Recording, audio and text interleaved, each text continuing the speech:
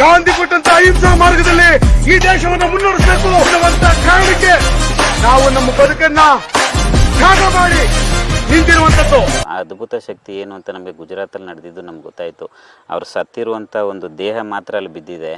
ಇನ್ಯಾರೂ ಕೂಡ ಅಲ್ಲಿ ಏನು ಅಂತ ನಮ್ಮ ಕಡೆಯವರು ಅಂತ ಕ್ರಿಯೆ ಯಾವುದೇ ಚಟುವಟಿಕೆ ಮಾಡುವಂಥವ್ರು ಇಲ್ಲದೇ ಅಲ್ಲಿನ ಅಧಿಕಾರಿಗಳು ಒಬ್ಬರು ನಮ್ಗೆ ಹೇಳಿದ ಮಟ್ಟಿಗೆ ಒಬ್ಬರು AC ಅಂತೆ, ಅವರು ಪಾಪ ತನ್ನ ಕುಟುಂಬನೆಲ್ಲ ಬಿಟ್ಟು ಆ ಜಾಗದಲ್ಲಿ ದುರಂತ ನಡೆದ ಜಾಗದಿಂದ ಹಿಡಿದು ಅವ್ರನ್ನ ಫ್ಲೈಟಿಗೆ ತಗೊಬಂದು ಅಹಮದಾಬಾದ್ ಫ್ಲೈಟ್ಗೆ ಹಾಕೋವರೆಗೂ ಕೂಡ ಅವರು ಮನೆಗೆ ಹೋಗಿಲ್ಲ ಅಂತ ನಮ್ಗೆ ಮಾಹಿತಿ. ಗೌಡ್ರಿಗೆ ಗೊತ್ತಿರೋ ಹಾಗೆ ಇಲ್ಲಿ ಹೊಡೆತ ಬಿದ್ದು ಈ ಭಾಗ ಸ್ವಲ್ಪ ಎಲ್ಲ ಇದಾಗಿತ್ತು, ಇದು ಜಖಮ್ಮಾಗಿತ್ತು. ಅದು 2 ದಿವಸದ ಅಂತ್ಯ ಮುಗಿಸ್ಕೊಂಡು 6 ಗಂಟೆ ಟ್ರೈನ್ಗೆ ಇವ್ರು ಆ ಕಡೆಯಿಂದ ಹೊರಡಬೇಕಾಗಿತ್ತು. ಅಷ್ಟೊಳಗಡೆ ದುರಂತ ನಡೆದಿದೆ. ಒಂದು 3 ರಿಂದ 3:15 ಗಂಟೆ ಟೈಮ್ ಮಧ್ಯಾಹ್ನ ಸೋಷಿಯಲ್ ಮೀಡಿಯಾದಲ್ಲಿ ಇವರು ಮಾತಾಡ್ತಾ ಇದ್ರಲ್ಲ, ಇವರು ಜನಕ್ಕೆ ಜಾಗೃತಿ ಮೂಡಿಸುವಂಥ ಒಂದು ವಿಡಿಯೋ ಮಾಡಿ ಹಾಕುವಂಥದ್ದು. ಇವರಲ್ಲೇನು ಹಿಂದೆಗಡೆಯಿಂದ ಬಂದು ಹೊಡೆದಿದೆ ಅಂತೇಳಿ ವಿಡಿಯೋ ಮಾಡ್ತಾ ಇದ್ದಂಥ ಒಬ್ಬ ಹುಡುಗಂದು ಮಾತಾಡಿರುವಂಥ ಒಂದು ಕಾಲ್ ರೆಕಾರ್ಡ್ನ ಅವರು ಕಳಿಸಿದ್ರು. ಅದ್ರ ಮುಖಾಂತರ ನಮ್ಗೆ ಗೊತ್ತಾಗಿರೋದು ಮಾಹಿತಿ. ಅವ್ರ ಜೀವನ ಇದೇ ಜೀವನ ಅಂತ ಹೇಳ್ತಾ ಇದ್ರು ಅವರು. ನಮ್ಮದು ಮನೆ ಅಂತ ಇರಬೇಕು, ಏನು ಇರಬೇಕು ಅನ್ನುವಂಥದ್ದು ಅವರಲ್ಲಿ ಉದ್ದೇಶ ಇರಲಿಲ್ಲ. ನಾವೆಲ್ಲಿ ಇರ್ತೀವಿ ಅದೇ ನಮ್ಮ ಮನೆ, ನಮ್ಗೆ ಯಾರು ಊಟ ಕೊಡ್ತಾರೋ ಅವರೇ ನಮ್ಮ ಅಣ್ಣ ತಮ್ಮಂದಿರು, ಅಕ್ಕ ತಂಗಿದಿರು. ಕೃಷಿ ಅಂದ್ರೆ ನಿಮಗ್ ಗೊತ್ತು, ಉಪಜೀವನ ಹೇಗೆ ನಡೀತಾ ಇದೆ? ಉಪಜೀವನ ಅಂತಂದ್ರೆ ಈಗ ಅವರ ಮನೇಲಿ ಒಂದು 25-30 ಕುಂಟೆ ಜಮೀನು ಇರ್ತಿತ್ತು, ಅದ್ರಲ್ಲಿ ಅಷ್ಟೋ ಸ್ವಲ್ಪ ಬೆಳೆ ಬೆಳೀತಿದ್ರು. ಅವರ ಬದಲು ಅದಕ್ಕಿಂತ ಬೇಕಾದಷ್ಟು ಬೇರೆ ನೋಡಿ ಯಾವ್ಯಾವ ಕಾರಣದಿಂದ ರೈತರಿಗೆ ಅನುಕೂಲ ಆಗುತ್ತೆ ಅಂತ ಅನ್ನೋದು ಕಾರಣ ಇಟ್ಕೊಂಡ್ರೆ ನಾವು ಈ ಸಾವಯವ ಕೃಷಿ ಅಂತ ವಿಚಾರ ಇಟ್ಕೊಂಡಿದೀವಲ್ಲ, ಅದು ಬಹಳ ಮುಖ್ಯವಾದಂತ ವಿಚಾರ ಇಟ್ಕೊಂಡಿದ್ದೀವಿ. ಈಗ 35 ಕ್ವಿಂಟಲ್ ಏನಿದೆ ರೇಟ್, 10 ವರ್ಷದಲ್ಲಿ ಎಷ್ಟು ರೇಟ್ ಇತ್ತು? ಒಂದು 1,300 ರೂಪಾಯಿ 1,500 ರೂಪಾಯಿ ಇದ್ದು ಇವತ್ತು 1,400 1,500 ಇದೆ. ಅದ್ರ ಬದಲು ಇದಕ್ಕೆ ಅಲ್ಲದಷ್ಟೇ ಇಳುವರಿ ಆಗಿದೆ. ಎಷ್ಟು? ಒಂದು 12-13 ಕ್ವಿಂಟಲ್ 12-13 ಕ್ವಿಂಟಲ್ ಅಂತಂದ್ರೆ 2 ಎಕರೆಗೆ 25 ಕ್ವಿಂಟಲ್ ಭತ್ತ ಬೆಳ್ಕೊಂಡು ಇಟ್ಕೊಳ್ಳಿ. ಇದನ್ನ ಗಮನ ಇಟ್ಕೊಂಡು ದಯಮಾಡಿ ಗಮನ ಇಟ್ಕೊಂಡು ಕೇಳ್ಕೊಂಡ್ರೆ ನಿಮ್ ಮುಂದೆ ಎಲ್ಲರೂ ಇವರು ಹೋರಾಟದಲ್ಲಿ ಎಲ್ಲನೂ ನಾವು KRS ಪಕ್ಷನೆಲ್ಲ ಕಟ್ಟಿ ಜನಸಂದಣಿಯಲ್ಲಿ ನಾವು ಮಾಡಬೇಕು ಅಂತ ಹೋರಾಟ ಮಾಡಿದ ನನಗೆ ಯಾವುದೇ ರಾಜಕೀಯ ವ್ಯಕ್ತಿಗಳು ಬರಲೇ ಇಲ್ಲ. ಲಕ್ಷಾಂತರ ಮಂದಿ ಜನ ಸೇರಿದ್ರು, ಇಲ್ಲಿ ಲಕ್ಷಾಂತರ ಮಂದಿ ಜನ ಸೇರಿದ್ರು. ಮಾಧ್ಯಮದಲ್ಲಿ ಟಿವಿ ಏರಿಯಲ್ಲಿ ಯಾರಿಲ್ಲ. ಇವ್ರ ಜೊತೆ ಕೆಲಸ ಮಾಡ್ತಿದ್ದಂತ ರವಿಕೃಷ್ಣ ರೆಡ್ಡಿ ಮತ್ತೆ ಅವನ ಜೊತೆ ಮಾಡ್ತಿದ್ದಂತ ಕಾರ್ಯಕರ್ತರು, ಸಹೋದ್ಯೋಗಿಗಳು, ಸ್ನೇಹಿತರು, ಬಂಧು ವರ್ಗದವರು, ರೈತರು, ಬೇಕಾದಷ್ಟು ಜನ ಇಡೀ ಸುತ್ತಮುತ್ತಲ ರೈತರುಗಳೆಲ್ಲ ಬಂದು ಕಣ್ಣೀರಿಟ್ಟಿದ್ದಂತ ದೃಶ್ಯ ನಾನು ಕಣ್ಣಲ್ಲಿ ನಾನು ಇನ್ನೂ ಮರೆಯುವಂತಿಲ್ಲ. ಅಂದ್ರೆ ಯಾವ ಮಾಧ್ಯಮದವರು ಈ ಭಾಗಕ್ಕೆ ಬರಲೇ ಇಲ್ಲ. ನಾವು ಇವತ್ತು ನಿನ್ನೆ ಎಲ್ಲ ನಾವು ಅದನ್ನೇ ಟಿವಿ ಹಾಕ ನೋಡ್ದ, ಏನಪ್ಪಾ ಲಕ್ಷಾಂತರ ಮಂದಿ ಕೋಟ್ಯಾಂತರ ಮಂದಿ ಜನದ ಬಾಯಲ್ಲಿ ಇರುವಂತ ಮನುಷ್ಯ ಒಂದು ಟಿವಿಲಿ ಒಂದು ಟಿವಿಲಿ ಮಾಧ್ಯಮದಲ್ಲಿ ಪೇಪರ್ ಅಲ್ಲಿ ಏನು ಬರಲಿಲ್ಲ ಅಂತ ನಮ್ಗೆ ಅನಿಸ್ತಿತ್ತು ಮನಸ್ಸು. ನಿಜವಾದ ಹೋರಾಟಗಾರ ಅಂತಂದ್ರೆ ಬಲಿಷ್ಠವಾದಂತ ರಾಜಕಾರಣ, ಬಲಿಷ್ಠವಾದಂತ ಹೋರಾಟಗಾರನ್ನ ಇವನ್ನೆಲ್ಲಿ ಈಚೆ ಬಂದ್ರೆ ನಮ್ಗೆಲ್ಲ ತೊಂದರೆ ಆಯ್ತದೆ ಅಂತ ರಾಜಕಾರಣಿಗಳೇನಾರ ಅವ್ರಿಗೆ ಬೇಜಾರಾಯ್ತೋ ಇಲ್ಲ ಇಲ್ಲಿ ಮಾಡದಂತ ನಮ್ಗೆ ಬೇಜಾರಾಯ್ತೋ ಏನು ಅಂತ ನಮ್ಗೆ ಅರಿವೇ ಇಲ್ಲ.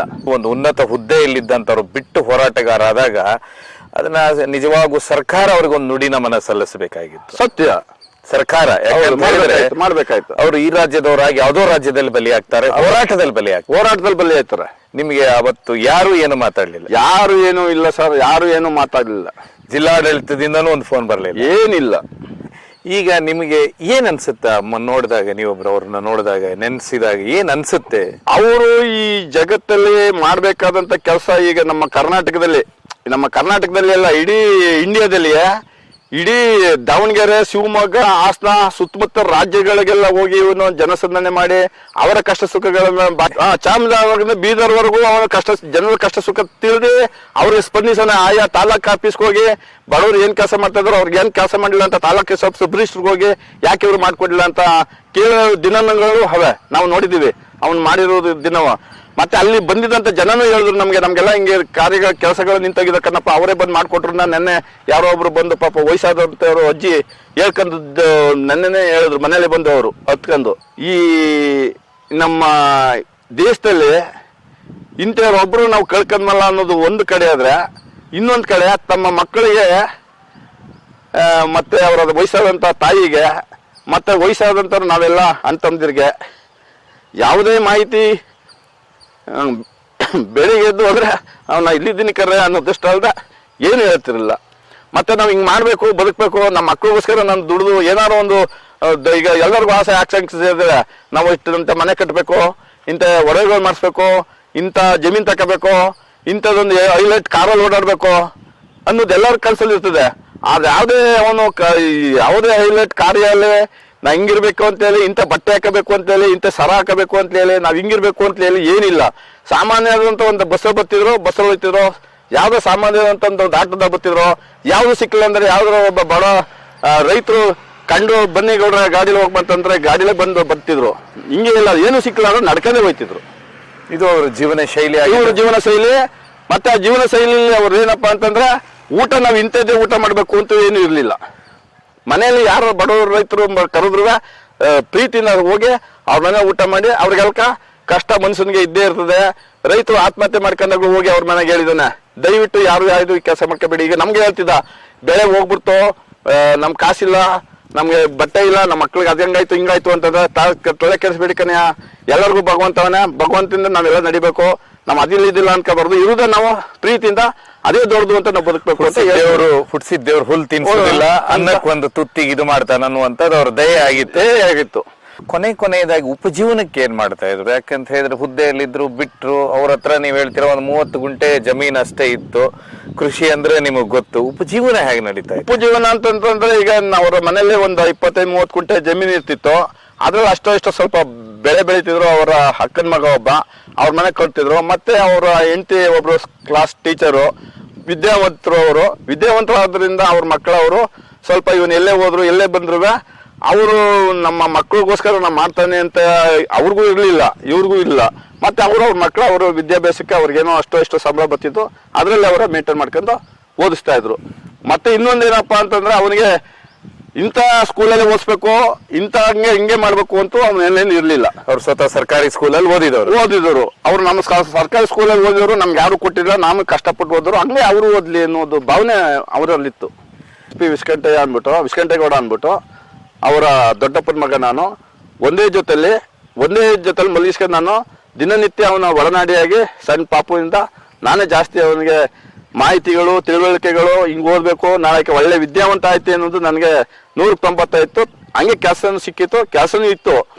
ಅವನು ಇವೆಲ್ಲನೇ ಈಗ ಈ ಮದ್ಯಪಾನ ನಿರ್ಮೂಲನೆ ಮಾಡ್ಕೊಂಡ್ಬಿಟ್ಟು ಇವನು ಒಳಗಡೆ ಬೇಜಾರಾಗಿ ಕೆಲಸದಿಂದ ನಿವೃತ್ತಿ ಮಾಡಿ ಈ ತರ ಪಕ್ಷ ಕಟ್ಕೊಂಡು KRS ಪಕ್ಷ ಕಟ್ಕೊಂಡು ಒಳನಾಡಿಗೆ ಇಡೀ ಇಂಡಿಯಾದಲ್ಲಿ ಎಲ್ಲಾ ರಾಜ್ಯಗಳನ್ನು ಬಳಸಿ ಎಲ್ಲಾ ಜನ ಸಂಘಟನೆ ಮಾಡಿ ಲಕ್ಷಾಂತರ ಮಂದಿ ಜನನು ಬಂದು ಅವರ ಪಾರ್ಥಿವ ಶರೀರಕ್ಕೆ. ನಿಂಗೇಗೌಡರು ನಿಮ್ಮ ಚಿಕ್ಕಪ್ಪನವರು ಇವತ್ತು ಕಳ್ಕೊಂಡಿದ್ದೀರಾ. ವಿಶೇಷ ನಿಮ್ಮ ಇವ್ರು ಹೇಳಿದ್ರಿ ಎಲ್ಲಾನು. ಆದ್ರೆ ಹೋರಾಟದ ದಿನ ಯಾಕೆ ಪ್ರಾರಂಭ ಮಾಡಿದ್ರು? ಯಾರು ಇದರಿಂದ ಹೋರಾಟ ಶುರು ಮಾಡಿದ್ರು?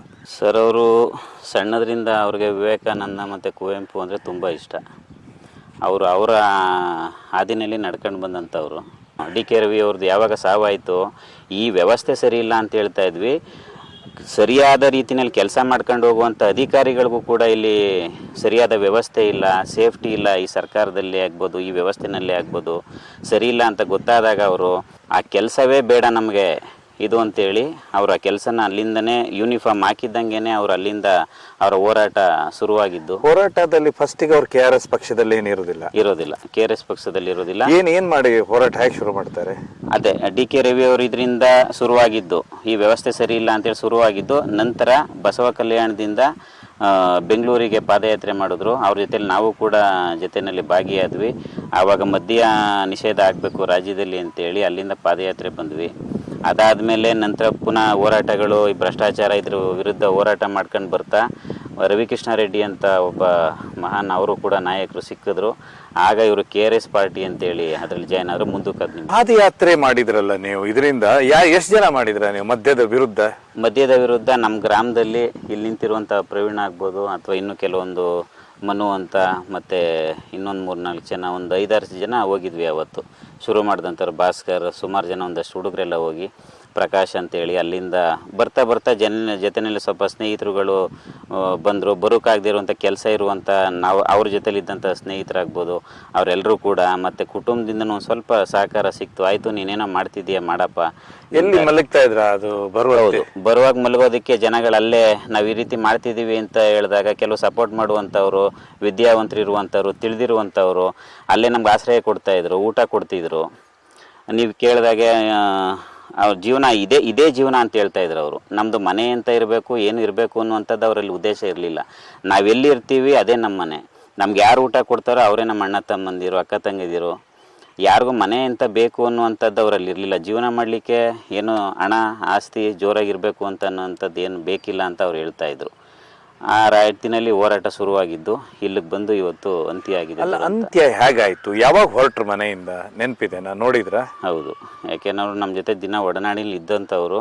ಇದೇ ನಮ್ಮ ಚಿಕ್ಕಪ್ಪರು ಏನು ಮಾತಾಡಿದ್ರು, ಇವರ ಮಗಂದು ಬೀಗರ ಔತಣ ಇತ್ತು, ಅದನ್ನು ಮುಗಿಸ್ಕೊಂಡು ಅವರು ಆ ಕಡೆಯಿಂದ ಫೋನ್ ಮಾಡ್ತಾಯಿದ್ರು, ನನಗೆ ಟೈಮ್ ಆಗಿಬಿಡುತ್ತೆ ಹೊರಡ್ತೀನಿ ಅಂತೇಳಿ ಈ ಪ್ರಧಾನ ಮಂತ್ರಿಯವ್ರಿಗೆ ಮನವಿ ಕೊಡಬೇಕು ಅಂತೇಳಿ ಇಲ್ಲಿಂದ ಮಂಗಳೂರಿನಿಂದ ದೆಹಲಿವರೆಗೆ ಪಾದಯಾತ್ರೆ ಮಾಡ್ಕೊಂಡು ಹೋಗ್ತಾಯಿದ್ರ. ಜೊತೆಲಿ ಇವರು ಕೂಡ ದನಿಯಾಗಿ ಅವ್ರ ಜೊತೆಲಿ ಹೊರಟಿದ್ರು.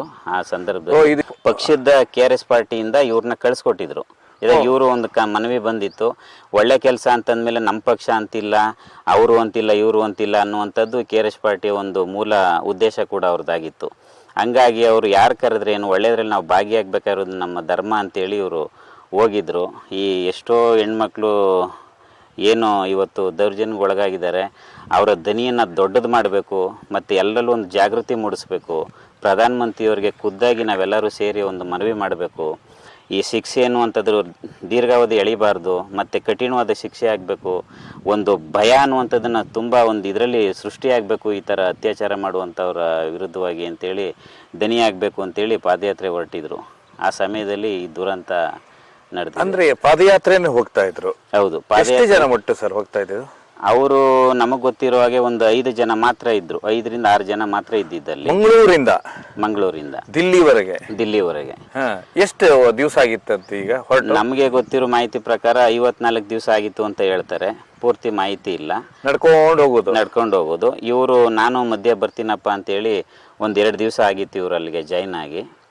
ಅದು 2 ದಿವಸದ ಅಂತ್ಯ ಮುಗಿಸ್ಕೊಂಡು 6 ಗಂಟೆ ಟ್ರೈನ್ಗೆ ಇವ್ರು ಆ ಕಡೆಯಿಂದ ಹೊರಡಬೇಕಾಗಿತ್ತು.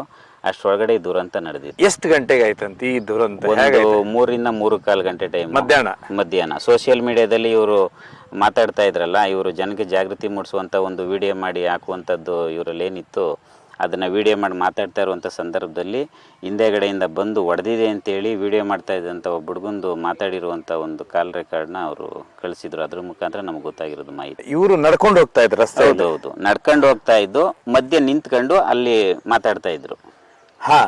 ಆಗ ಈ ರೀತಿ ಮಾಡ್ತಾ ಇದ್ದೀವಿ, ಎಲ್ಲರೂ ಜೊತೆಗೂಡಿ ಇದಕ್ಕೊಂದು ದನಿಯಾಗಿ ಜನಗಳ ಜಾಗೃತಿ ಮೂಡಿಸ್ಕೊಳ್ಳಿ, ಯಾರು ಹಿಂದೆ ಹೋಗ್ಬೇಡಿ, ರಸ್ತೆಯಲ್ಲಿ ಜನ ಸಿಕ್ಕವರಿಗೆ ನಿಲ್ಲಿಸಿ ಮಾತಾಡುವಂಥದ್ದು, ಮತ್ತೆ ಮಾಡ್ಕೊಂಡು ಹೋಗ್ತಾ ಇರುವಂಥದ್ದು, ಹೇಳ್ಕೊಂಡು ಹೋಗುವಂಥದ್ದು, ಜನಗಳನ್ನ ಒಂದಷ್ಟು ಜನ ಸೇರಿಸಿ ಮಾತಾಡುವಂಥದ್ದು ನಮ್ಮ ಉದ್ದೇಶ ಇದಾಗಿದೆ ಅಂತೇಳಿ ಆ ರೀತಿ ಮಾಡ್ಕೊಂಡು ಹೋಗೋ ಸಂದರ್ಭದಲ್ಲಿ ಹಾಗೆ. ಇವರು ಯಾವ ಹೈವೇ?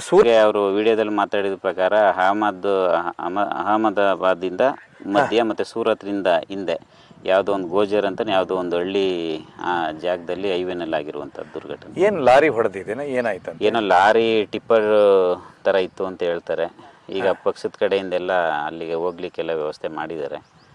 ಅಲ್ಲ, ಏನಾದರೂ ಅವರು ಯಾರು ಸಿಕ್ಕನವನು ಲಾರಿ ಅವನು? ಇಲ್ಲ, ಅವ್ರು ಇನ್ನೂ ಸಿಕ್ಕಿಲ್ಲ. ಹಿಟ್ ಆಗಿದೆ ಇನ್ನೂ ಮಾಹಿತಿ ಇದೆ. ಒಟ್ಟು ಎಷ್ಟು ಜನ ಸತ್ತಿದ್ದಾರೆ ಇದರಲ್ಲಿ? ಸರ್, ಅದರಲ್ಲಿ 5 ಜನಕ್ಕೆ ಸಂಪೂರ್ಣ ಹೊಡೆದಿರೋದು. ಅದರಲ್ಲಿ 2-3 ಜನನೂ ತುಂಬ ಸೀರಿಯಸ್ ಆಗಿದ್ದರು. ಅದರಲ್ಲಿ 2 ಮರಣ ಹೊಂದಿದ್ರು. ಅದರಲ್ಲಿ ನಮ್ಮ ಚಿಕ್ಕಪ್ಪರೊಬ್ಬರು ಮತ್ತು ಇನ್ನೊಬ್ಬರು ಮಂಗಳೂರಿನವ್ರು ಯಾರೋ ಅವರೊಬ್ಬರು ಮರಣ ಹೊಂದಿದ್ದಾರೆ.